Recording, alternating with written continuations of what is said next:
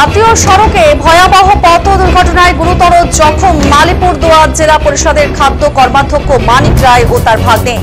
শনিবার আনুমানিক বিকেল 4টে নাগাদ প্রথম দুর্ঘটনাটি ঘটেছে 31 নম্বর জাতীয় সড়কের পোড়ো বস্তি সংলগ্ন এলাকায়।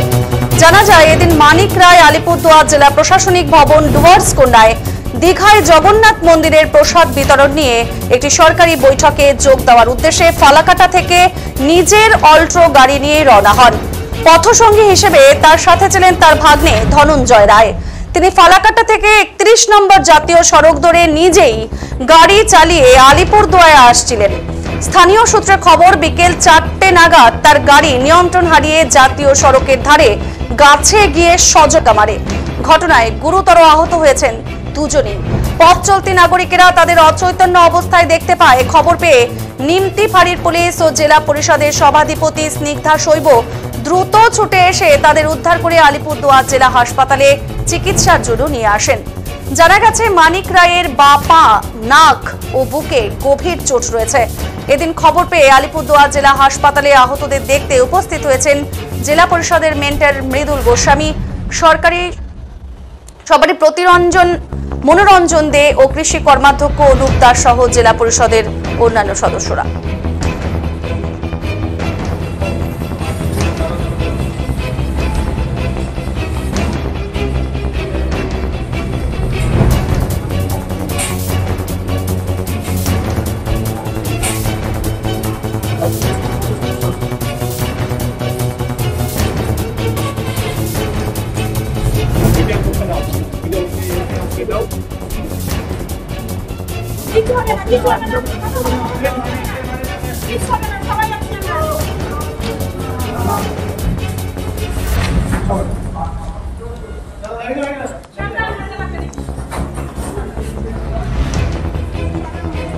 নজর রাখছি এই মুহূর্তে যে খবরের দিকে, একেবারে জাতীয় সড়কের ধারে কিন্তু ভয়াবহ পথ দুর্ঘটনা এবং সেই পথ দুর্ঘটনায় কিন্তু গুরুতর জখম আলিপুরদুয়ার জেলা পরিষদের খাদ্য কর্মাধ্যক্ষ মানিক রায় এবং তার ভাগ্নে।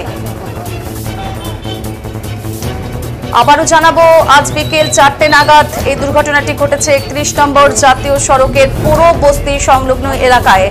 জানা যায়, এদিন মানিক রায় আলিপুরদুয়ার জেলা প্রশাসনিক ভবন ডুয়ার্স কন্যায় দীঘায় জগন্নাথ মন্দিরের প্রসাদ বিতরণ নিয়ে একটি সরকারি বৈঠকে যোগ দেওয়ার উদ্দেশ্যে কিন্তু ফালাকাটা থেকে নিজের অল্ট্রো গাড়ি নিয়ে রওনা হয়েছেন এবং পথসঙ্গী হিসেবে তার সাথে ছিলেন তার ভাগ্নে ধনঞ্জয় রায়। এই মুহূর্তে যে গাড়িটির ছবি দেখাচ্ছি সেটা মানিক রায়ের অল্ট্রো গাড়ি। দেখুন সেই গাড়িটির কি পরিস্থিতি হয়েছে এবং তার থেকেই সহজেই অনুমান করা যাচ্ছে কি ভয়ানক পথ দুর্ঘটনা হয়েছে।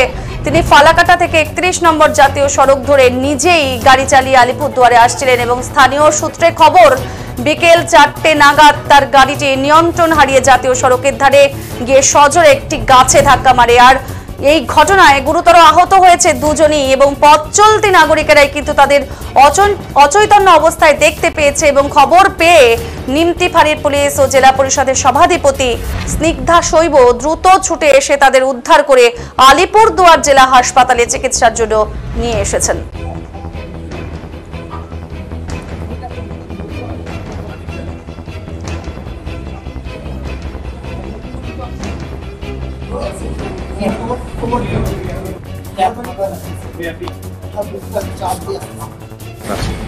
আজকে অ্যাকচুয়ালি আমাদের 5টার সময় টুয়ার্সখানায় মিটিং ছিল জগন্নাথ ধামের আমাদের প্রসাদ বিতরণ নিয়ে। সবাই আমরা ওই মিটিংয়ের উদ্দেশ্যে রওনা হয়েছিলাম।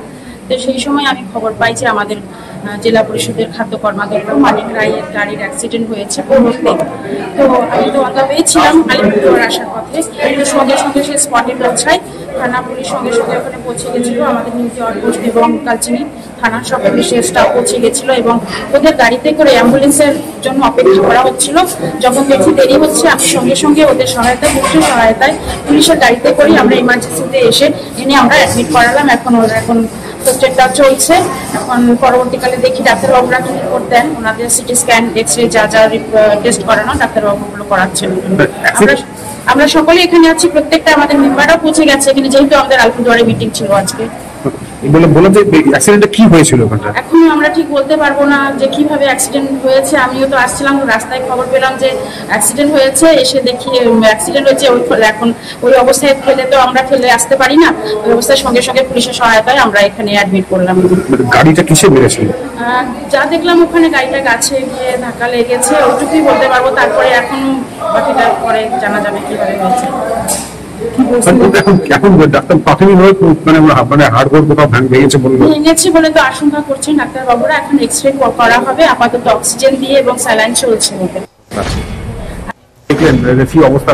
একজন মোটামুটি ঠিক আছে, কিন্তু আরেকজনের বৃষ্টিভাবে বা পায়ে হাঁটুর এরিয়াটায় ফিমার বলে ফিমার ভেঙেছে এবং মানে নি জয়েন্টেই ভেঙেছে খুব বৃষ্টিভাবে। এটা পরবর্তীকালে অপারেশন করতে হবে, যেহেতু সব ক্ষেত্রে সঙ্গে সঙ্গে ওটি করা যায় না। প্রথমে এটাকে প্লাস্টার করে রেখে দিয়ে প্লাস্টারটা অন্তত 21 দিন বাদে কেটে তারপর এগুলো হচ্ছে ওটির জন্য প্রিপারেশন নিতে হবে। এটা কার ঘটনা? মানিক রায়। এটা মানিক রায়ের পা ভেঙেছে তো? মানিক রায়। হ্যাঁ, আরেকজন মোটামুটি সুস্থ। এমনি আরেকজন যে আছে সে সুস্থ আছে, কিন্তু মানিক রায়ের যেহেতু ফ্র্যাকচার হয়েছে, এটা কম্পাউন্ড ফ্র্যাকচার তো, মানে সবচেয়ে বাজে ভাঙলে যেটাকে বলা হয় সেটাকে কম্পাউন্ড বলে। আর কি কম্পাউন্ড ফ্র্যাকচার বলে এটা একটু মানে খারাপ আছে। শুধু পা ভেঙেছে এবং নাকেরও হাড় ভেঙেছে, প্লাস ব্লান্ট ইনজুরি আছে, ব্যথা আছে। কিভাবে ঘটলো, কি জানতে পারলেন এবং কি অবস্থায় আছেন বর্তমানে? দেখুন, আজকে আমাদের একটা মিটিং ছিল ডিএম অফিসে। ওই মিটিং এ আসতে গিয়ে আসতেছিল, আসার পথে একটা অ্যাক্সিডেন্ট তো বলে কয়ে হয় না, হয়ে গেছে। খুব খারাপ অবস্থায় আছে। আমরা আসছি সবাই, আমার সবাই জেলা পরিষদের মেম্বাররা আসছি, সকলে আমরা আসছি, ওর পাশে ছিলাম। অনুভব ছিল, তখন থেকেই ছিল। অনুভব আমাকে ফোন করলো, ফোন করার সঙ্গে সঙ্গে আমি চলে আসলাম। আমি আরেকটা মিটিংয়ে ছিলাম। যেহেতু আমরা জেলা পরিষদ একটা পরিবার, আমাদের একজন সদস্যর এরকম হচ্ছে, তাই ছুটে আসছি। এসে সব অ্যাক্সে হয়ে গেল, কারণ ট্রিটমেন্ট চলছে, খুব সুন্দর ট্রিটমেন্ট চলছে। তা ঈশ্বরের কাছে কামনা করি তাড়াতাড়ি সুস্থ হোক, সুস্থ হয়ে আরো একসঙ্গে আমরা যেন কাজ শুরু করতে পারি, এটাই ঈশ্বরের কাছে কামনা করছি।